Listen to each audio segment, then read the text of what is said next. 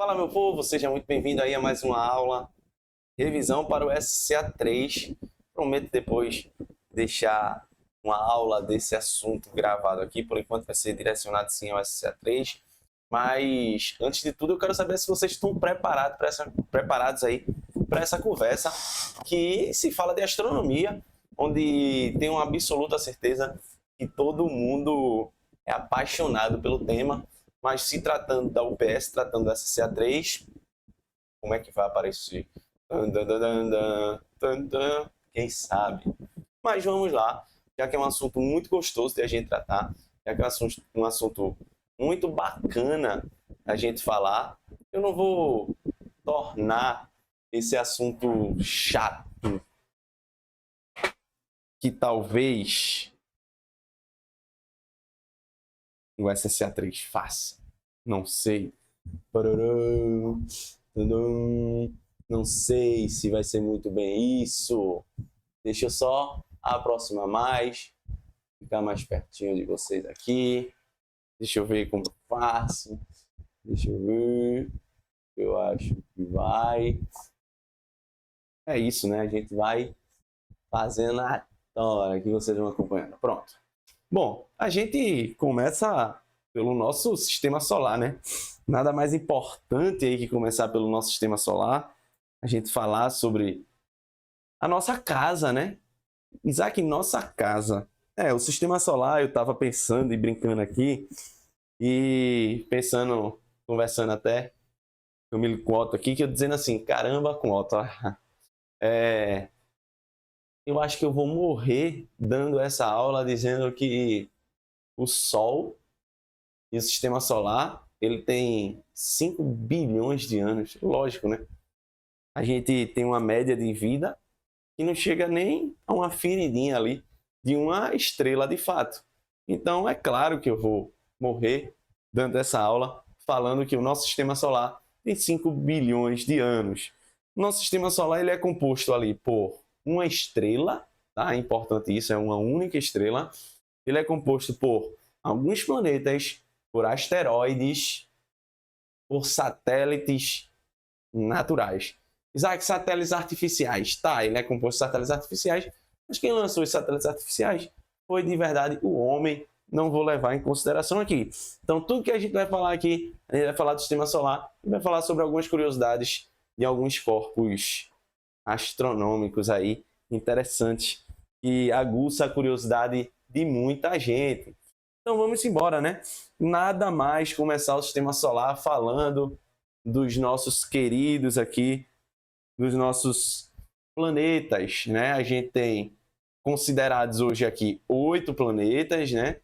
Nessa ordem lá. Você tem esses 4 primeiros pequenininhos aqui, ó, são os planetas rochosos. Os planetas rochosos, eles têm superfície, né, de rocha, eles estão mais próximos do Sol, e veja que eles são pequenininhos comparados aos gigantes aqui. Deixa eu sair aqui, ó, ficar aqui no cantinho, aos gigantes gasosos, né? E é nessa ordem aqui do Sol, nessa ordem do Sol. Muito cuidado, que é assim que a gente aprende no colégio, né? Quando a gente aprende essa ordem aí, a gente aprende no colégio já exatamente essa ordem aqui. Mas tem uma pergunta que eu gosto de fazer muito, que é assim, ó. Qual foi o planeta nos últimos 50 anos que ficou mais próximo da Terra? E a resposta é Mercúrio. Um cara curioso foi fazer esse cálculo e viu que Mercúrio, por conta da sua órbita, ele passou mais tempo próximo da Terra do que Vênus e do que Marte. Então, cuidado, porque a gente aprende essa ordem aí a partir do Sol, mas tem que ter muito cuidado quando a gente vai falar sobre quem ficou mais próximo aí. Bom, começar a falar, lógico, do nosso querido Sol, da nossa estrela mãe aí, né? Da nossa estrela mãe. Essa nossa estrela mãe aqui, ela é uma estrela jovem, Isaac. Ela tem 5 bilhões de anos apenas. Aí você faz apenas 5 bi? Você sabe que está dizendo apenas? Apenas 5 bilhões de anos. é uma estrela jovem, ela está na sua fase de fusão nuclear, né? De transformar hidrogênio em hélio, e ali ela vai ter energia suficiente para ir transformando em outros elementos. Mas tem um porém aqui, que eu vou escrever aqui o seguinte. E aí, é o que eu disse, eu vou lembrando e a gente vai anotando, fazendo uso aqui das anotações. Pensa o seguinte comigo. Tá aqui uma estrela. E você vai pensar assim, ó. Uma estrela tem duas forças operando nela. Quais são as duas forças? A primeira é a gravitacional, que quer levar tudo para o centro. Gravitacional quer levar tudo para o centro. Então, essa é a força gravitacional.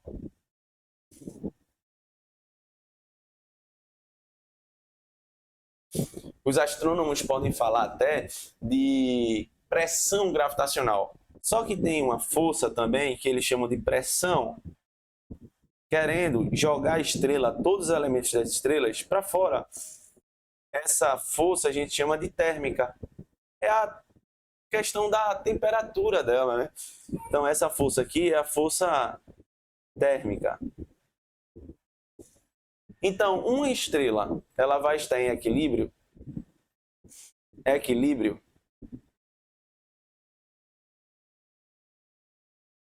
Quando a sua força gravitacional estiver em equilíbrio com a força térmica. Certo? Quando a força gravitacional estiver em equilíbrio com a força térmica. Então, essa estrela vai estar em equilíbrio. Então, o nosso Sol agora, Isaac, nosso Sol está em equilíbrio. Nosso Sol ele está em equilíbrio e aí ele é perfeito, porque ele cria exatamente uma zona habitável que a gente está nela, que oferece condições de vida na forma de carbono, como a gente conhece. Diga aí que legal. O Sol ele está a 150 milhões de quilômetros da Terra, só para você ter ideia. Recife parece que está pertinho, né? Então, esse Sol, ele vai... Qual vai ser o ciclo dele? A gente vai falar de ciclo estelar já já. Mas qual vai ser o ciclo do nosso Sol? Ele está jovem hoje, depois ele vai se transformar, né, todo em hélio, depois vai fazer fusão de hélio em outro elemento e vai seguindo uma tabela periódica, até que em um momento ele vai crescendo, porque vai se tornando um elemento mais pesado. Ele deixa de ser aquela fusão do elemento simples, que é o hidrogênio, e vai passando para os elementos mais pesados. Só que tem um problema, quando ele chega para fundir ferro, ele precisa de energia, ele não vai liberar energia. Só que ele vai estar gigante. Nisso ele já vai ter engolido até a órbita de Marte. Então a Terra, ó, já era. Mas a gente se preocupe não, que a gente já não vai estar mais aqui, por aqui não. Então, ele vai engolir até a órbita de Marte, ali mais ou menos, até Marte. E depois disso ele não vai ter mais energia. Então, essa pressão térmica, ela vai perder para a pressão gravitacional. E o que é que vai acontecer a partir disso? O gravitacional ganha e ele desce, ele vai comprime. Só que o Sol não tem energia suficiente para entrar em colapso e, bum, explodir. Explodir como? Ele não tem como ele entrar em colapso e tornar uma supernova ou uma possibilidade de se tornar até um buraco negro. Não tem como. O Sol não tem massa suficiente. Para isso acontecer, se eu não me engano, é na ordem de 10 vezes a massa solar. Se eu não me engano nisso. Então o Sol ele vai virar uma anã branca. Essa anã branca, ela vai vagar ainda pelo universo, queimando o último combustível que ela tem ali. Depois ela vai aprender a se apagar e vai se tornar uma bola de ferro vagando pelo nosso universo. Esse vai ser o nosso fim, só para você ter ideia. Então, saindo do Sol, que a gente vai falar mais de estrelas mais na frente, a gente encontra dois planetas bem bonitos e bem legais para a gente falar aqui, que é o Mercúrio e o planeta Vênus. Quais são as principais características? Eu vou soltando características aqui e vocês vão anotando, tá? Eu não vou anotar essas características, eu vou soltando só aqui para vocês. Mercúrio é o primeiro planeta do Sistema Solar, é o menor planeta do Sistema Solar, mas cuidado, ele não é o mais quente. Ele não é o mais quente. Por que ele não é o mais quente? É o mais próximo? Mais próximo do Sol. Mas não é o mais quente. Veja, por que ele não é o mais quente, Isaac? Porque ele não tem atmosfera. Se ele não tem atmosfera, ele não cria aquilo que a gente chama de efeito estufa, que prende os raios solares na sua atmosfera, na sua superfície, deixando ele mais quente. Só para você ter ideia, esse planeta aqui, a temperatura dele, vê isso. A temperatura dele, ele vai de dia 400 graus Celsius, mas à noite ele chega, inclusive, a menos 200 graus Celsius. Eita, é uma oscilação gigante, concorda? É uma oscilação muito maluca que a gente tem aí, porque ele não consegue reter a energia térmica que vem do Sol. Aí vem Vênus. Vênus é aquela estrela brilhante que você vê logo após o pôr do Sol. Aquela estrela que você olha e faz, que estrela linda. Logo depois do pôr do Sol, você vai ver a primeira estrela. É chamada também de estrela d'alva, mas não é uma estrela, é um planeta. Esse planeta, ele sim é o mais quente. É o mais quente. Por que ele é o mais quente? Porque ele praticamente é uma panela de pressão. Em Vênus, Vênus tem uma atmosfera tão densa, que faz com que, tanto de dia quanto noite, a temperatura chegue a mais ou menos 460 graus Celsius. Mas aí você diz assim, mas eu suporto, eu consigo ir lá em Vênus. Vamos lá? Vamos. Se você suportasse essa temperatura, com certeza você não aguentaria a pressão atmosférica. A pressão aqui na Terra é de 1 atm no nível do mar. Só que tem um problema. Em Vênus é 100 vezes maior essa pressão. Então o que é que aconteceria ali nesse caso? Você seria esmagado. Se você suportasse isso, você mal conseguiria andar. De tanta coisa que tem em cima de você. Diga aí que louco. Aí vamos dizer, Isaac, eu consegui suportar essa pressão muito alta. O problema é que Vênus tem na sua atmosfera uma composição que chove ácido sulfúrico.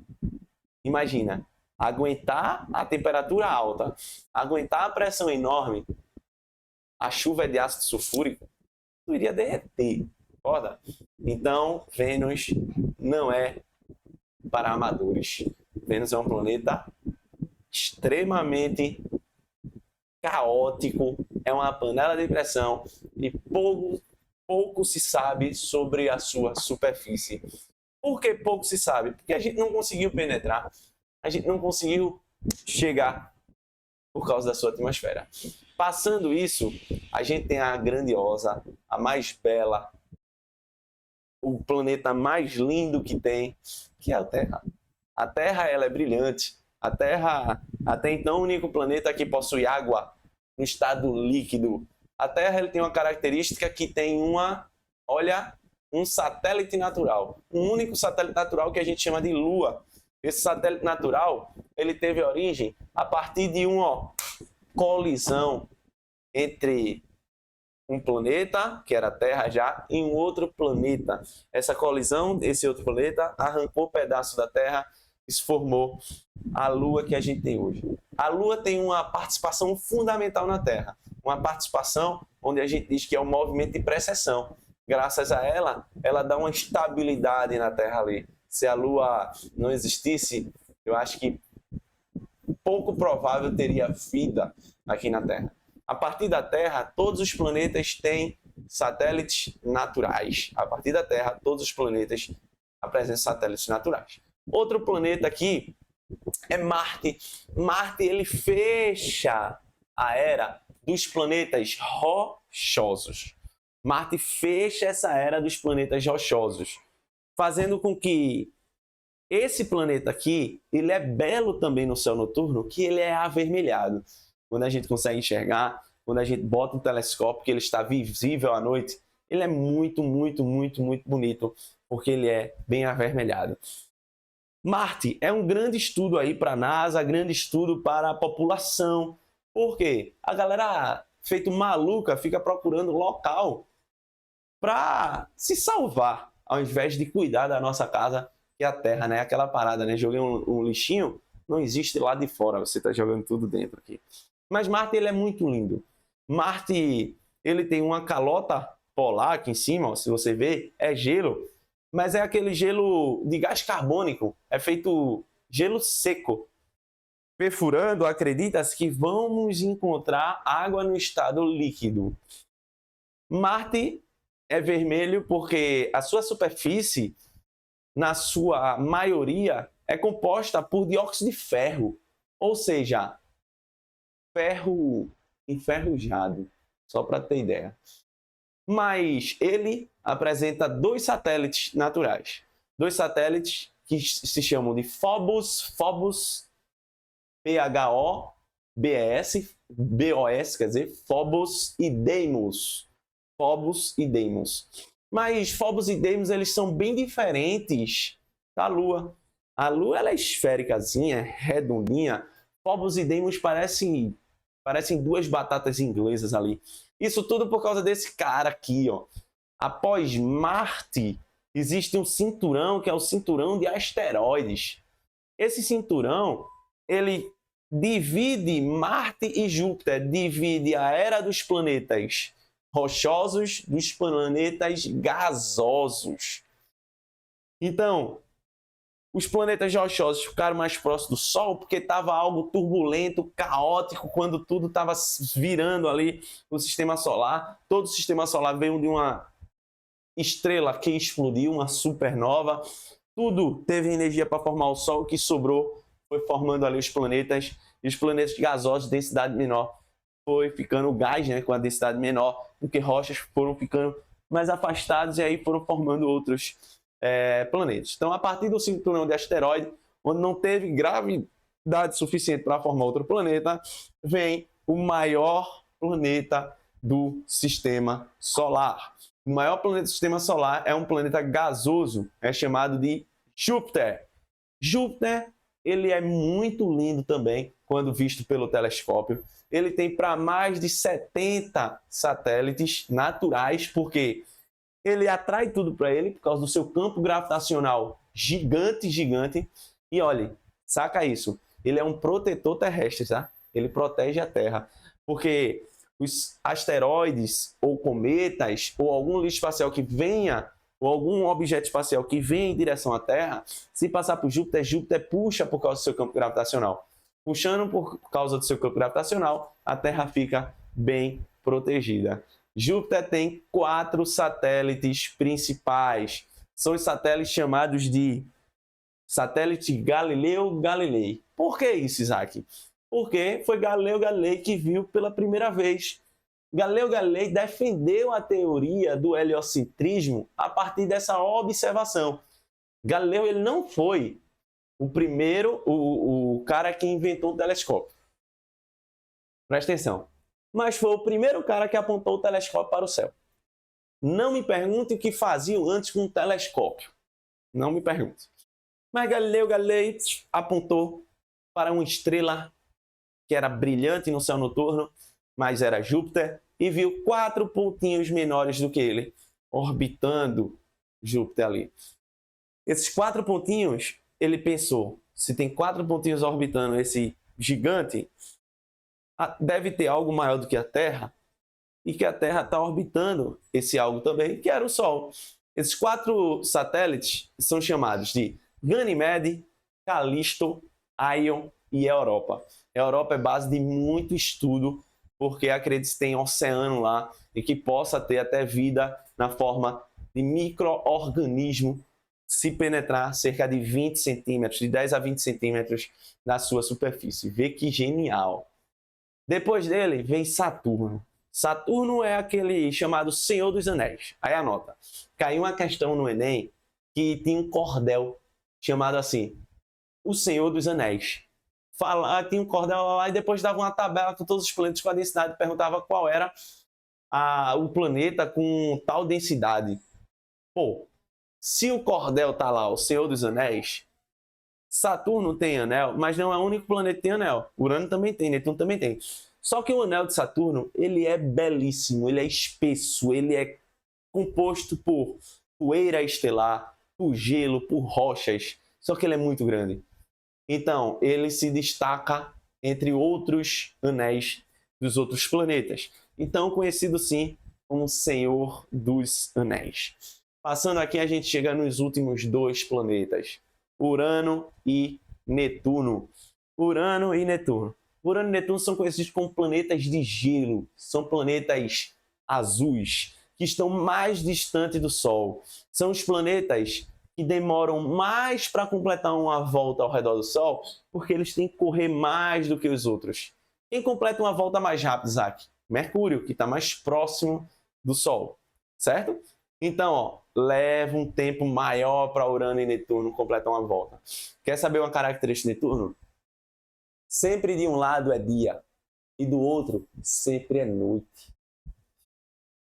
Mas não se preocupe, que a temperatura é de gelo de qualquer forma, tanto durante o dia quanto durante a noite. E quer saber mais?